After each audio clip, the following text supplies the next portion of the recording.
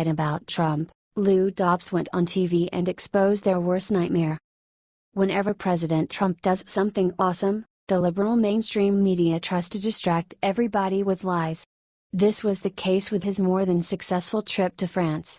After he returned, the media tried to spread lies about Trump and Russia once again. This week it was Don Jr.'s meeting with a Russian lawyer, next week it will be something else. Well, Lou Dobbs has had enough. He just went on live TV and exposed the media's worst nightmare. Dobbs exposed how the deep state was secretly using the liberal media to try and overthrow Trump. He explained how they are accelerating leaks from within the top levels of government in order to saturate the media with Trump scandals and try to break the will of the American people.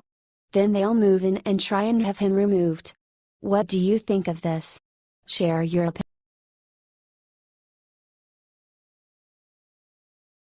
Democrats destroyed Jesse Waters just ended the Democratic Party with one brutal sentence. A few days ago, Jesse Waters went live on Fox and Friends and said the thing that blew the Democratic Party away. We all know that they spent this year to spread their lies about how President Trump collaborated with the Russians, while they were the ones to do things like that and even worse. During his epic beatdown of liberal hack Juan Williams, Waters reveals that the Democrats are the ones who have actually cozied up with our enemies, not Trump. Obama gave Iran and North Korea billions of dollars. They shook hands with brutal dictators like Castro, and the media even defended it.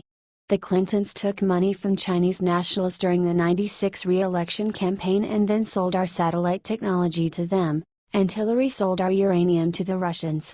What do you think of this? Share your opinion.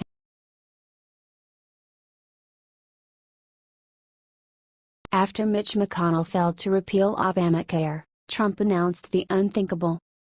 The app reported last night that Mitch McConnell has failed to get the Republican votes to pass the replacement for Obamacare. It was also reported that the bill McConnell was trying to pass didn't fully repeal Obamacare, which is why it failed. After hearing about this, President Trump went on Twitter and announced the unthinkable.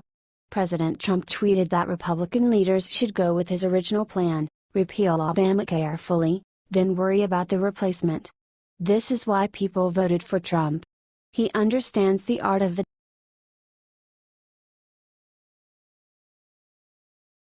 Moments ago Mike Pence gave GOP congressman heart attack in this rant going viral.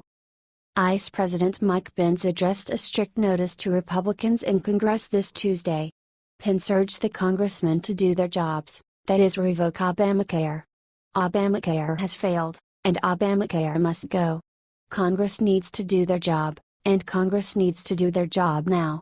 This was Pence's statement at a National Retail Federation summit in Washington, D.C. Pence's warnings follow the reports which announce that Senator Mike Lee of Utah and Jerry Moran of Kansas are going against GOP's bill to change Obamacare. They are not alone, as we already know GOP Senator Rand Paul of Kentucky and Susan Collins of Maine did the same. As Pence stated, inaction is not an option. He proposed a change of the strategy. President Trump and I fully support the majority leader's decision to move forward with a bill that just repeals Obamacare and gives Congress time, as the president said, to work on a new healthcare plan that will start with a clean slate. H/T Daily Caller, we would be happy to hear your thoughts and predict.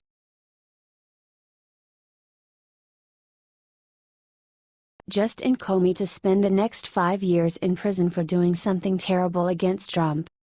Democrats are totally slobbering over the last plan scandal. Now they are completely convinced that they possess the smoking gun which will take President Trump down. A few days back, James Comey reached out to the New York Times. He talked about the speculations that Trump requested him to abandon the investigation against his ex-security advisor Michael Flynn. And now, the leftists say that it was obstruction of justice from Trump's behalf. But recently, there was something big revealed connected to Comey's testimony, which might backfire on him and ultimately, get him in prison for up to 5 years. We all saw the crooked antics of Comey during the last year. It all started with the nonsense regarding Hillary and the indictment. The idea of taking down President Trump, despite being dark, is now proven to be 100% made up. During the testimony, Comey stated that he was not blackmailed from Trump or his administration to stop any investigation for political gains. According to this, Comey ends up to be a liar howsoever. There are two probable case scenarios. He did not tell the truth during his May 3 testimony under oath before the Senate, a felony, and a jury. He lied in his statement to the New York Times regarding Trump and his memo. He stated that Trump requested Comey to stop the procedures against Michael Flynn. Got News has more. Former FBI Director James Comey testified under Senate oath that the Trump administration had not pressured his agency to halt any investigation for political purposes.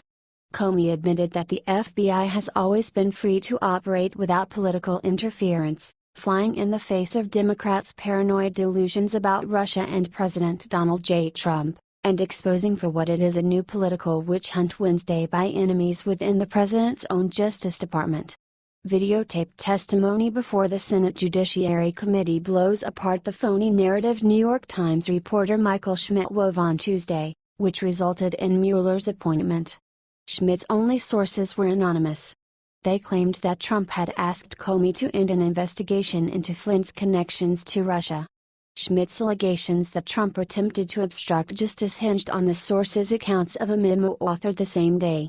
Schmidt, a Democrat Party lackey, admitted he hasn't even seen the document, dated nearly 3 months before Comey's testimony that totally contradicts it. We would be happy to hear your thoughts and predictions.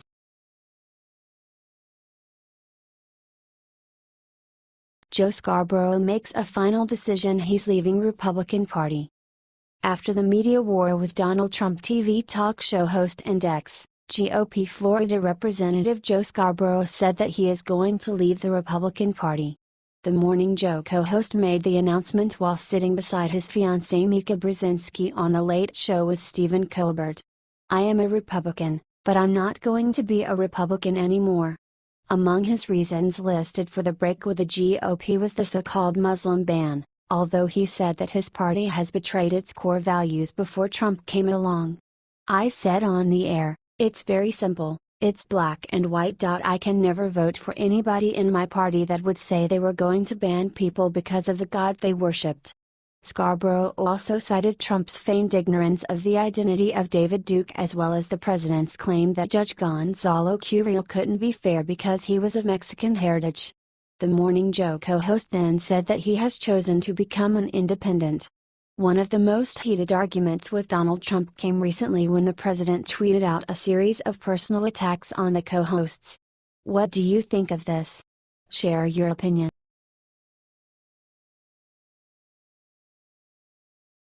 Fed up police commissioner destroys Black Lives Matter during funeral for slain cop, gets standing ovation.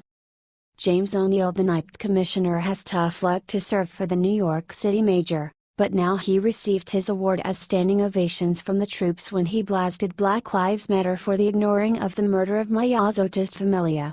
Commissioner O'Neill spoke at the funeral service for Officer Familia, who was shot in the head in a deliberately targeted, anti-police attack last week.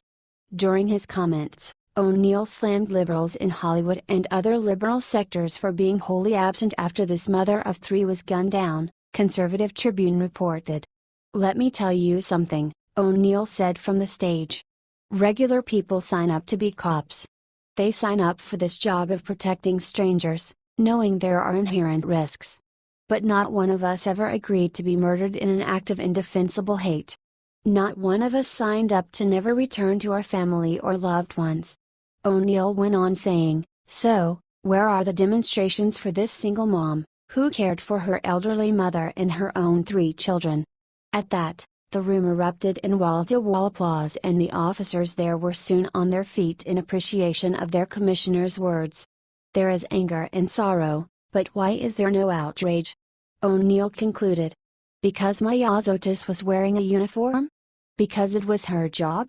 I simply do not accept that. Mayazotis was targeted, ambushed, and assassinated. She wasn't even given a chance to defend herself. That should matter to every single person who can hear my voice in New York City and beyond. What do you think of this? Share your